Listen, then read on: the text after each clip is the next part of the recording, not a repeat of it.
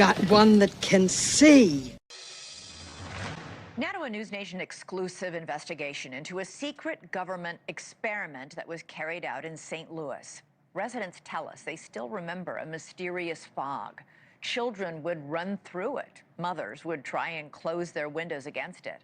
For decades, they all had questions, and now we're seeking answers. The United States Army now admits that it sprayed a chemical that contained cadmium, a known carcinogen, on a neighborhood of more than 10,000 people. Critics say this was done with no warning and no consent.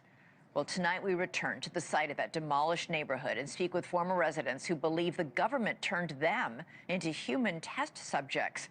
Although the Army admits that the test happened, it is not admitted to harming the residents. News Nation's Natasha Zuvez investigates what was in the fog and why the truth may still be buried. The fog drifted through the streets like a ghost. That's exactly what it looked like, a thick fog. It was summertime and it was hot. We would just run through it as fast as we could and try to just cool ourselves off. It stuck to you. The spray was so foul as far as the odor. It made some of us have headaches, nausea, dizziness. That's what I remember. It made me sick.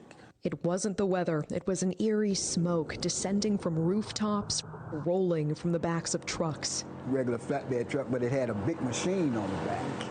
And it had a big nozzle that really sprayed a fog you couldn't even see through. It was that thick. And it really, we felt it as it would adhere to our skin. And as far as the guys on top of the buildings, they tried to portray them to us as maintenance workers. But we was like, what is a maintenance worker doing? And basically a hazmat suit. And they had masks and goggles. In the 1950s and 60s, in secret, the U.S. Army sprayed zinc cadmium sulfide into the air of a St. Louis housing project, a largely black neighborhood called Pruitt-Igoe. It was a lose-lose situation for us in Pruitt-Igoe. We were subjects. We were subjects. They didn't ask for our permission. We didn't ask for them to spray us. My government used me like I was a guinea pig. We're standing at where Pruitt-Igoe used to be here in St. Louis, and it's hard to believe more than 10,000 people used to live here. As we bring our drone up, you can see it's mostly just an empty lot now, overgrown with trees. This used to be filled with 33 high-rise buildings. It was all demolished in 1976. And according to the National Research Council, St. Louis was chosen for spraying experiments because it had similar characteristics to Soviet targets like Moscow in terms of population density and terrain and proximity to a river. The government now admits to a secretive series of Cold War tests, including one dubbed large area coverage. More than 30 tests conducted across the U.S. and Canada, spraying zinc cadmium sulfide from planes, rooftops, and vehicles to simulate how a biological attack might spread, all to prepare for potential warfare against the Soviets. Many of us been in the military and had top secret clearances. We know how it works. We have died for America. We have fought for America. You are a veteran. I am United States Air Force veteran. Dr. Starks, you're a veteran as well, Yes, I am. I'm an Air Force veteran also. Is there a sense of betrayal here? Definitely, definitely. They want to know if those secret tests have anything to do with what they're observing with their own eyes. I lost my two older siblings to cancer. I lost a brother last month. I've been diagnosed recently with a rare form of lymphoma. I had cancer of the left kidney, had partial removal of my left kidney. News Nation reached out to the Army for answers. They provided a one-page response. It says the Army's own Center for Health Promotion and Preventive Medicine investigated in 1994 and found inhalation exposure would not pose a health risk. They also cite later corroborating reviews, including a 1997 review by the National Research Council.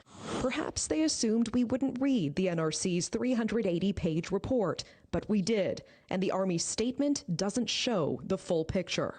In that 1997 review, the National Research Council explicitly says repeated exposure to zinc cadmium sulfide can cause kidney or bone toxicity or lung cancer if levels are high enough. And they admitted they couldn't fully assess the risk. Why?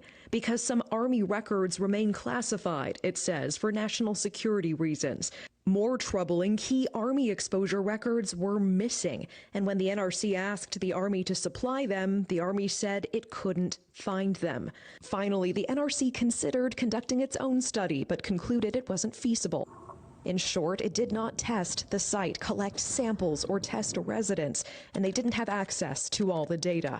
Their review was based on what the Army gave them, and what the Army either could not find or withheld. The Army ends its statement to News Nation by saying, quote, none of the reports contained evidence of a radioactive component to the zinc-cadmium sulfide dispersion tests. Residents say the secrecy and delays are no accident. They're waiting us out. They're waiting on all of us to die.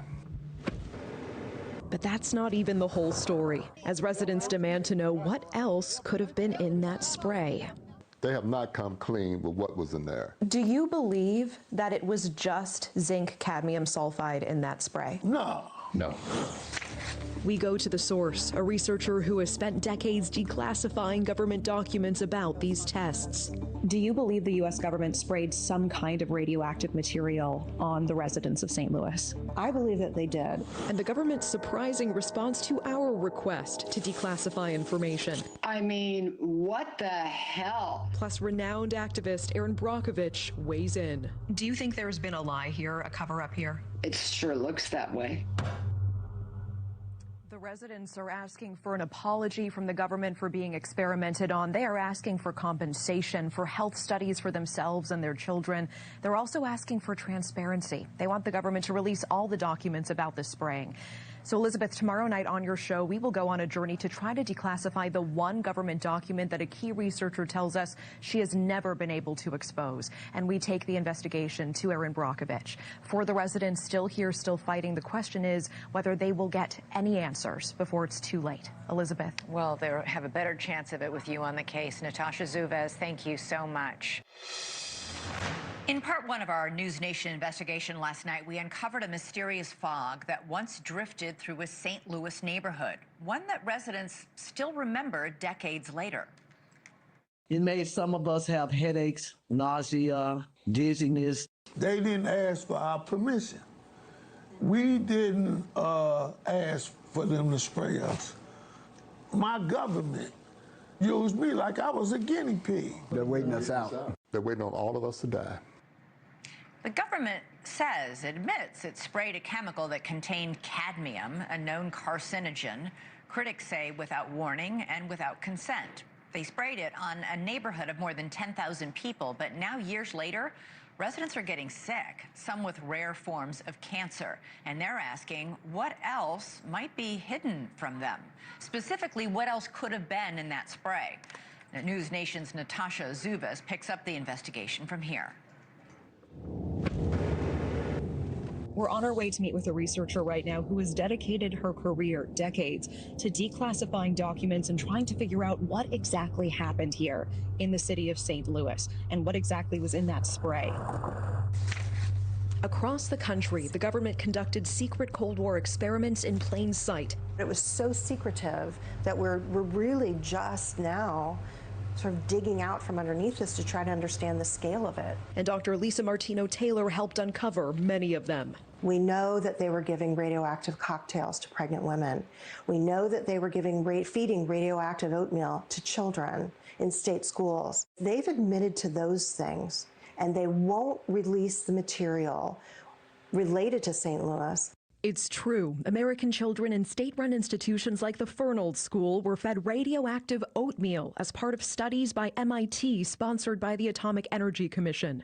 You can see some of the documents Dr. Martino-Taylor worked to gather and declassify on MIT letterhead describing experiments on human subjects. The children, some of them orphans, were told they'd be joining a science club. They were promised a quart of milk a day, a trip to a baseball game, to the beach. A copy of the 1994 congressional hearing shows those children, now grown, describing being told the oatmeal was just vitamins and recalling the health problems that followed: lumps on my arms, my stomach. Pregnant women were also unknowingly given radioactive iron at top hospitals in Tennessee and California to study how radiation crossed the placenta, some later reporting miscarriages, illness, or birth defects. A class action lawsuit resulted in a settlement in the 90s. Do you believe the U.S. government sprayed some kind of radioactive material on the residents of St. Louis? I believe that they did. There's so much contextual evidence that points that way, and I spent years looking at this. She says her research reveals the men who designed and oversaw the St. Louis experiments were some of the top experts in radioactive weapons. We know that the people who designed the study, who oversaw the study, these were all the radiological weapons experts who were looking at open-air radiological weapons. One of them, Brigadier General William Creasy, was head of the Army Chemical Corps, the very branch leading America's secret radiological weapons program during the Cold War. He brought in a scientist named Philip Layton, who was the Army's leading authority on using radioactive particles in aerosol form, fog-like clouds designed to drift over enemy terrain. So the very man who designed this spraying experiment in St. Louis was an expert in using radioactive fog against the enemy. Yes, he was the expert, the expert. Then she says there's the timing. They were looking for a city to test their offensive weapons program. They wanted to do it. They expressed this in documents. St. Louis was their chosen city. That was their analog city to Moscow. And they wanted to do this in 1953. And they showed up in 1953 in St. Louis. But there's one document Dr. Martino Taylor has never been able to unearth. It's still classified. The Joint Quarterly Reports detail the spraying experiments, all written by Layton himself. The last one is missing. It's called Joint Quarterly Report 5, and we tried to get it. Our team filed a Freedom of Information Act request on May 5th of 2025. By law, the government must respond to a FOIA within 20 working days. But it's been more than 3 months with multiple follow-ups. Nothing. The silence is what's called a constructive denial, and renowned activist Erin Brockovich says it reminds her of cases where the truth was hidden. So, Erin, what is your reaction to this News Nation investigation? Did this shock even you? Absolutely. I think my comment was, are we WTF the kidding me? I mean, what the hell? It's awful. I mean, the biggest thing, and I've learned in 30 years, is it's always the cover-up that enrages people, that hurts people. And I've learned that communities can handle the truth. What they don't handle and where they'll tip a scale is the lie. So this has been a cover-up, and I think that modern-day agencies owe it to them, the truth. Do you think there's been a lie here, a cover-up here? It sure looks that way. Our investigation now drawing attention from lawmakers, including Congressman Wesley Bell of Missouri. When American citizens have been impacted and exposed to chemicals specifically because of the federal government, I think that we should do, as Democrats and Republicans, we should all do the right thing, make certain to make these folks whole again, get them the compensation they deserve and the treatment that they need and also deserve. It can happen to you. Don't get duped that it can't happen to you. We didn't think it was going to happen to us. We was babies, kids. It can happen to you, too. Representative Bell is now fighting to get Pruitt-Igoe included in the Radiation Exposure Compensation Act. That would provide payouts to Americans who can prove they were exposed to radiation during the Cold War. But for Pruitt-Igoe residents, there's a catch. Because key records remain classified, they haven't been able to prove what they were exposed to. What do you want everyone to know about what happened here? The truth. Whatever the truth is, we want to know the truth. I don't think we're getting it now. In the meantime, residents say all they can do is wait, hoping someone finally listens. When will you give up this fight? Never. Till I'm cold and dead and buried in my grave.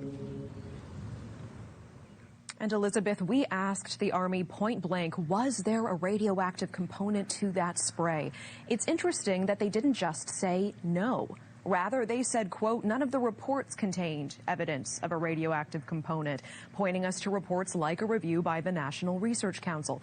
But Elizabeth, a close read of that report shows even the NRC admitted they could not fully assess the risk of the spraying, because when they asked the Army for key records, the Army replied the documents were either classified or they were missing. The Army could not find them.